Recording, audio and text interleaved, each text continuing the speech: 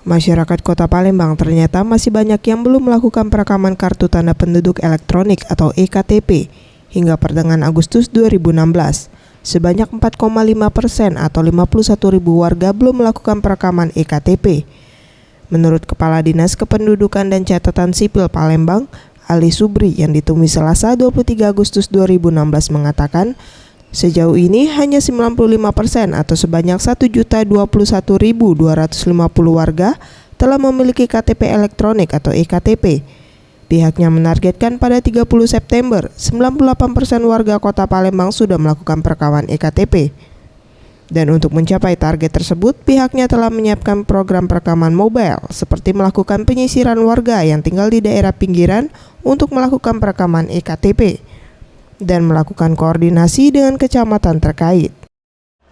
Yang belum melaksanakan perekaman berkisar antara 4-4,5%. Secara nominalnya berjumlah lebih kurang 51.000 jiwa.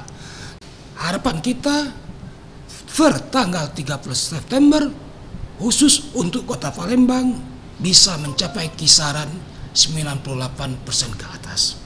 Optimasi yang kita lakukan, kita juga tidak hanya sebatas melakukan giat perekaman di sekolah-sekolah atau sederajat, juga kita bekerja sama dengan pihak kecamatan dan kelurahan atas backup Pak Camat Pak Lurah, kita mensisir domisili warga yang keberadaannya di daerah-daerah pinggiran. Anugerah Sandi Pratama, Maulana Yusuf, Sriwijaya TV.